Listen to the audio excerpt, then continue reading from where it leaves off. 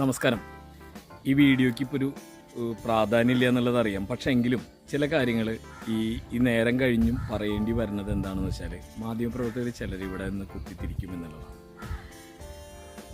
ഷാരോൺ വധക്കേസിലെ ഗ്രീഷ്മയ്ക്ക് വധശിക്ഷ ലഭിച്ചിരിക്കുന്നു എന്നുള്ളത് അതിൽ പോലീസിൻ്റെ ഒരു സേവനം പറയേണ്ടതുണ്ട്. സാഹചര്യ തെളിവുകൾ മരിക്കുന്നതിന് മുമ്പ് ഒരു മരണമൊഴി ഇല്ലാത്ത ഷാരോൺ ഒരു മരണമൊഴി ഗ്രീഷ്മയ്ക്കെതിരെ പറയുന്നില്ല.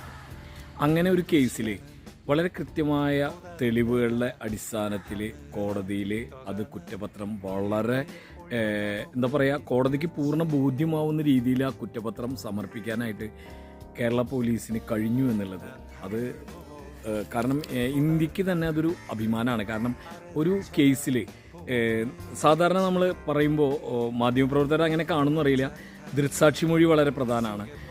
അതുപോലെ എന്താ പറയുക, നമ്മൾ പറയുന്ന പോലെ ഈ ആയുധങ്ങൾ വളരെ പ്രധാനമാണ്.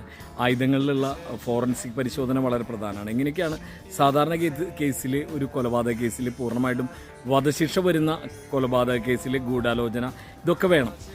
ഒരു സാധാരണ കാര്യമാണ് പറഞ്ഞത്. പക്ഷേ ഇങ്ങനെ ഒരു സാഹചര്യ തെളിവുകളും ശാസ്ത്രീയ തെളിവുകളും മാത്രമുള്ള ഒരു കേസിൽ ഇങ്ങനെ ഒരു വിധിയിലേക്ക് എത്തണമെങ്കിൽ പോലീസ് അതിൻ്റെ പിന്നിൽ പഴുതടച്ച് കുറ്റപത്രം കൊടുത്തു എന്നുള്ളത് തന്നെയാണ്. അതിലിപ്പോൾ എല്ലാവരുടെയും സഹകരണം എന്ന് പറഞ്ഞിട്ടുണ്ടെങ്കിൽ പ്രോസിക്യൂട്ടർമാരുടെ സഹകരണം, പോലീസിൻ്റെ സഹകരണം, പോലീസിന് വേണ്ടി തെളിവ് കൊടുത്തവരുടെ സഹകരണം, കുടുംബക്കാരുടെ സഹകരണം, സാക്ഷി പറഞ്ഞ എല്ലാവരുടെയും സഹകരണം, ഇതൊക്കെ ഉണ്ട് എന്നുണ്ടെങ്കിലും ഇതിനൊക്കെ അപ്പുറം പറയേണ്ടത് പോലീസിൻ്റെ ആ കഴിവ് തന്നെയാണ്. അത് വലിയ നിലയ്ക്ക് ഒരു മാറ്റമാണ് കേരള പോലീസിന് നൽകുന്നത്. വലിയ അഭിമാനമാണ്. മറുനാട് മലയാളി പോലുള്ള ചാനലുകൾ ഇതിനെതിരെ ചില കുത്തിത്തിരിപ്പുകൾ ഉണ്ടാക്കി കൊണ്ടുവരും എന്നുള്ളത് കൊണ്ടാണ് ഇങ്ങനൊരു കാര്യം പറയേണ്ടി വരുന്നത് എന്നുള്ളതാണ്. അല്ലെങ്കിൽ ഇത് പറയേണ്ടതില്ല. ഇപ്പോൾ തന്നെ പോലീസിനെ കോടതി അഭിനന്ദിച്ചിരിക്കുന്നു എന്നുള്ള വാർത്ത മാതൃഭൂമി റിപ്പോർട്ട് ചെയ്യുമ്പോൾ നമ്മളൊന്നും ഇത് പറയേണ്ടതില്ല. പക്ഷേ ഇങ്ങനൊരു കഥ കൂടി ഉണ്ട് എന്നുള്ളത് തന്നെയാണ്. Big salute Kerala police.